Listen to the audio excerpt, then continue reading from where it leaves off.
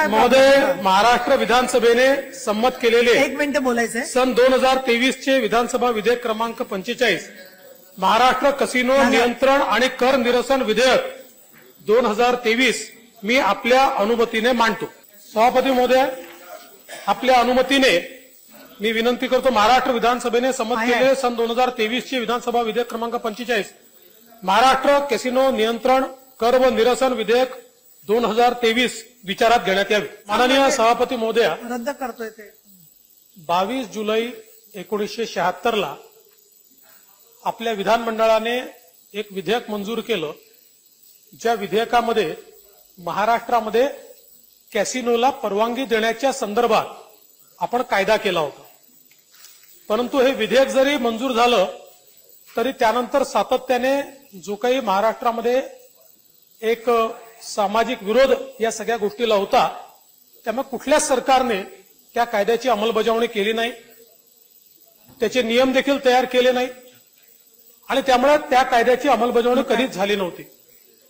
2015 साली काही लोक कोर्टमध्ये गेले आणि माननीय उच्च न्यायालयाने आपल्याला विचारणा केली की अशा प्रकारे विधानमंडळाने मंजूर केलेला कायदा आहे, तर तुम्ही कॅसिनोला परवानगी का देत नाही? आता राज्य सरकारचं मत काय आहे? त्यावेळी मी मुख्यमंत्री होतो आणि मुख्यमंत्री म्हणून त्यावेळेस मी हा निर्णय घेतला होता आणि मी त्यावेळेस फाईलवर देखील हे लिहिलं होतं आणि नंतर कोर्टाला आपण सांगितलं की आम्हाला हे विधेयक कंटिन्यू करायचं नाही, आम्हाला महाराष्ट्रामध्ये कॅसिनोला परवानगी द्यायची नाही. आणि त्यानंतर ती फाईल फिरत होती. दरम्यानच्या काळामध्ये कोविड वगैरे होता, त्याच्यामुळे त्याच्यावर काही कारवाई होऊ शकली नाही. आता पुन्हा हे नवीन सरकार आल्यानंतर ती जी काही निर्णय होता तो निर्णय आता कायद्यामध्ये रूपांतरित आपल्याला करायचा आहे. हा कायदा निरसन कायदा आहे, म्हणजे केलेला कायदा आता आपण मागे घेतो आहोत किंवा तो कायदा निरसित करतो आहोत. हा निरसन झाल्यानंतर कोणालाही महाराष्ट्रामध्ये अशा प्रकारे कॅसिनो करता परवानगी मागता येणार नाही. कायदा असल्यामुळे लोक परवानगी मागत होते आणि कोर्टात जात होते आणि कोर्ट म्हणत होतं कायदा आहे आणि तुम्ही परवानगी का देत नाही, म्हणून आपण या कायद्याचं आता निरसन करतोय. माननीय सभापती महोदया, महाराष्ट्र विधानसभेचं विधेयक क्रमांक 45 महाराष्ट्र कसिनो नियंत्रण आणि कर निरसन विधेयक 2023 याच्या निरसनाचा हा कायदा मी या ठिकाणी मांडलाय. याच्यावर माननीय सचिन भाऊंनी, माननीय प्राध्यापक महोदय गेले, त्याच्यामुळे त्यांचं नाव नाही, आणि माननीय नाथा भाऊंनी आपले विचार मांडले. खरं म्हणजे इतके वर्ष आपण हा कायदा लागू केला नाही. का लागू केला नाही? या महाराष्ट्राची एक संस्कृती आहे आणि त्या संस्कृतीमध्ये आपण अशा प्रकारच्या प्रवृत्ती वाढू नये हा आपला प्रयत्न असतो. आणि म्हणून डान्स बारच्या विरुद्ध कायदा करणारं सरकार हे आपलं होतं, महाराष्ट्राचं होतं. महाराष्ट्रामध्ये आपण डान्स बारच्या विरुद्ध कायदा केला. आजही कधी कधी एखाद्या ठिकाणी डान्स बार चालू असल्याच्या बातम्या येतात, आपण कारवाई करतो, त्यांच्यावर आपण त्यांचा लायसन्स रद्द करतो. पण आपला मूळ हेतू काय आहे? आपला मूळ हेतू हा आहे की राज्यामध्ये डान्स बार चालू नये. खरी गोष्ट आहे. कुठला पिक्चर होता तो? Dirty picture. डर्टी पिक्चर नावाचा सिनेमा लागला होता आणि त्या दिवशी सभागृह संपल्यामुळे अनेक सदस्य गेले होते. त्यातल्या काही सदस्यांना तर बाहेर, त्यावेळी पत्रकार समजल्यावर त्यांनी 3 शो पाहून टाकले, बाहेरच आले नाहीत ते. मुळामध्ये आपण एखादा कायदा करतो त्याच्या पाठीमागचा उद्देश हा असतो की राज्याची भूमिका काय. आज आपण आपल्या इथे दारूचा लायसन्स देतो, आपल्या कायद्याचं नाव काय? प्रोहिबिशन आहे. दारूबंदी कायदा आहे आपला. नाही, कायद्याचं नावच आहे महाराष्ट्र प्रोहिबिशन ऍक्ट. दारूबंदीचा कायदा आहे, पण ती दारूबंदी एन्फोर्स करण्याकरता, त्याचं नियमन करण्याकरता आपण त्या कायद्याच्या अंतर्गत लायसन्सेस देतो. त्यामुळे आता आपण दारूबंदीचा कायदा केला, लायसन्सचं राज्य केलं, तरी देखील अशा प्रवृत्ती आहेत ज्या खोट्या दारू तयार करतात, ज्या अवैध दारूचा व्यवसाय करतात, त्याच्या विरुद्ध आपण कारवाई करतो. शेवटी अनादी काळापासनं आपण जर बघितलं तर जगात चांगल्याही प्रवृत्ती आहेत आणि वाईटही प्रवृत्ती आहेत. वाईट प्रवृत्ती कुठल्या कायद्याने संपल्या अशा नाही, पण याचा अर्थ कायदाच करायचा नाही. आणि वाईट प्रवृत्ती आहेत म्हणून त्या वाईट प्रवृत्तींना काम करू द्यायचं, अशा प्रकारचा कोणाचा समज असेल तर तो चुकीचा आहे. राज्याचं कर्तव्यच आहे की वाईट प्रवृत्तीच्या विरुद्ध कायदे तयार केले पाहिजेत, वाईट प्रवृत्ती संपवण्याचा प्रयत्न त्या ठिकाणी केला पाहिजे. आणि म्हणूनच अशा प्रकारे ज्यावेळेस या कायद्याचा फायदा घेऊन काही लोक कॅसिनोच्या संदर्भात कायदा केलाय, कायदा एन्फोर्स करा, आम्हाला कायद्याच्या अंतर्गत लायसन्स द्या असं म्हणून कोर्टात गेले, त्यावेळी हा निर्णय मी घेतला की नाही, महाराष्ट्रामध्ये आम्ही लायसन्स देणार नाही, आम्ही महाराष्ट्रात कॅसिनो तयार होऊ देणार नाही. आणि म्हणूनच आज आपण हा कायदा मंजूर करतोय, ही खरोखर अतिशय आनंदाची गोष्ट आहे. मगाशी सचिन भाऊंनी या ठिकाणी सांगितलं की काही हॉटेल्समध्ये काय चाललंय आपलं, काय रमी क्लब नाही काय काहीतरी सांगितलं तुम्ही चालल्यात तुमच्याकडनं आणि प्रसादजींकडनं माहिती घेतो त्याची. आणि त्याच्यावरही निश्चितपणे जे काही इल्लीगल आहे त्याच्यावर आपण कारवाई करू. नाथाभाऊंनी देखील काही विषय मांडले आहेत. नाथाभाऊंचं माझ्यावरचं प्रेम सगळ्यांनाच माहिती आहे, जगप्रसिद्ध प्रेम आहे. आणि माझंही त्यांच्यावर जगप्रसिद्ध प्रेम आहे. त्यांचं वेगळं आहे, माझं वेगळं आहे. पण नाथाभाऊ, तुम्ही मला जे काही पत्र देता ते सगळे पत्र मी कारवाईला पाठवतो. नाही 52 नाही 54 द्या, काहीच अडचण नाही.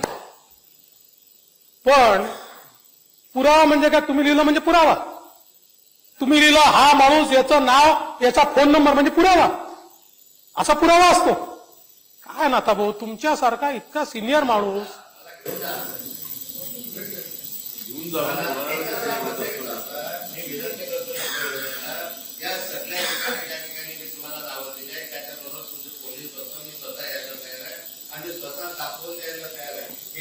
ठीक आहे नाथाभाऊ, तुमच्यासोबत पोलीस पाठवतो, काही काळजीचं कारण नाही.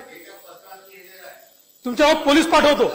नाथाभाऊ, तुम्ही दिलेल्या पत्रांची छाननी केली, त्यात अर्ध्या ठिकाणी असं लक्षात आलं की तुम्ही तुमच्या राजकीय विरोधकांची नावं लिहिली आहेत आणि हाच अवैध धंदे करतो म्हणून लिहिलेलं आहे. आता असं कसं चालेल? अरे याला पुरावा म्हणायचा, याला पुरावा म्हणायचा. आणि परत हे सांगायचं 52 पत्र दिले आणि 54 पत्र दिले, 102 पत्र. मी उद्या एक पत्र देतो, हा पुरावा घ्या, नाथाभाऊ अवैध धंदे करतात, हा त्यांचा फोन नंबर, हा त्यांचा पत्ता. आणि मग मी इथे सांगतो 52 पत्र दिले नाथाभाऊंवर, तुम्ही अशी कारवाई नाही होत नाथाभाऊ. तुम्ही आणि मी सोबत काम केलं, आपण पुरावे आणायचो. कसे पुरावे असायचे? कुठे गेले ते नाथाभाऊ जे पुरावा देत होते? तो पुरावा खरा पुरावा असायचा. आता पुरावा म्हणून तुम्ही आपले कागद लिहून देता, असं नाही होत नाथाभाऊ. या राज्यामध्ये नाही द्या ना, मी तर 104 द्या, पण पुराव्या सहित द्या. असं आहे, राजकीय स्कोअर सेटल करण्याकरता नावं लिहायचे, आणि मी पुरावा दिला, मी पुरावा दिला, मी पुरावा दिला, असं नाही होत. आणि आमची कार्यक्षमता काय आहे उभ्या महाराष्ट्राला माहिती आहे. त्याचं सर्टिफिकेट महाराष्ट्र आम्हाला देतो. त्याच्यामुळे मला असं वाटतं की तुम्ही जो मुद्दा मांडला, आणि जरूर तुम्ही अवैध धंदे चालू नये अशा प्रकारची जी भावना नाथाभाऊ व्यक्त केली, मी त्याचं स्वागत करतो, फार स्वागत करतो त्याचं. आणि ही भूमिका तुम्ही कठोरपणे ठेवा आणि सगळ्यांकरता ठेवा. ती जर सगळ्यांकरता राहिली, बघा बरं मीच काही पुरावे आणीन मग. हा नाही, हे ठीक आहे, नाही तर मीच काही पुरावे आणीन इथे.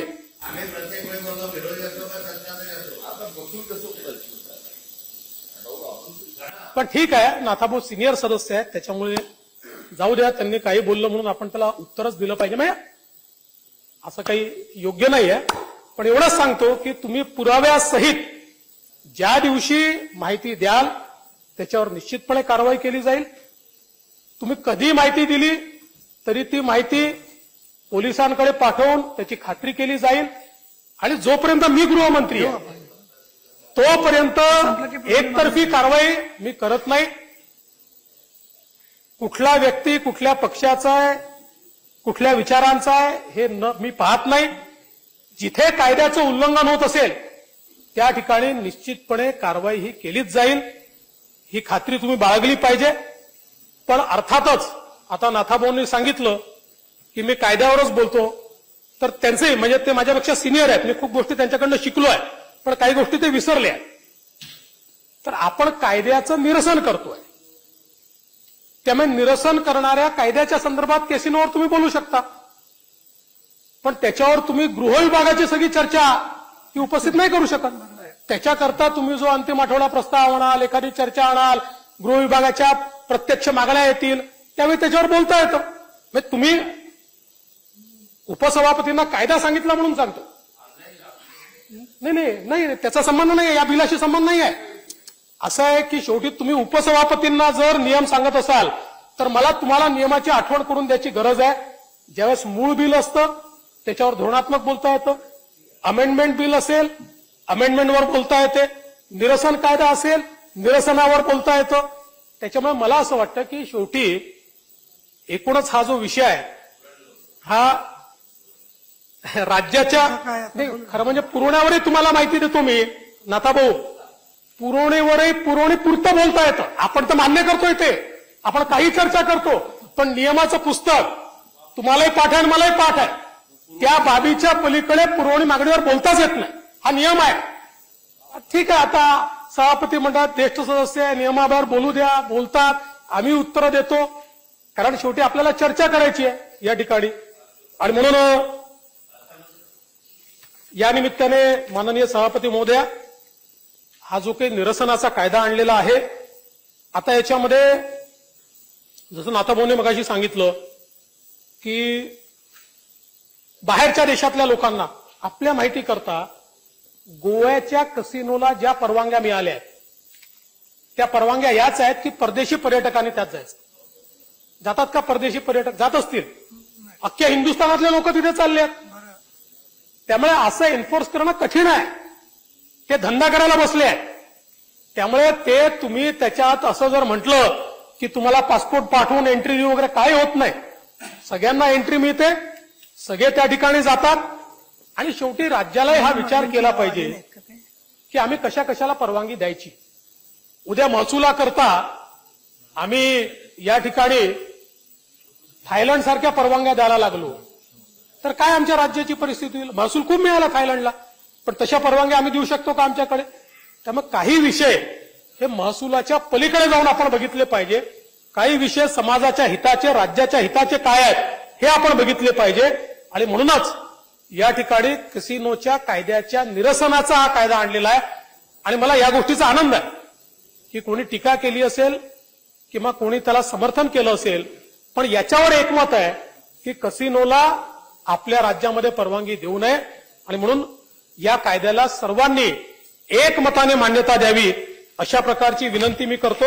आणि माननीय सभापती महोदया, मी महाराष्ट्र विधानसभा आपल्या अनुमतीने ही प्रस्ताव मांडतो की महाराष्ट्र विधानसभेने संमत केलेले सन 2023चे विधानसभा विधेयक क्रमांक 45 महाराष्ट्र कसिनो नियंत्रण आणि कर निरसन विधेयक 2023 संमत करण्यात यावे.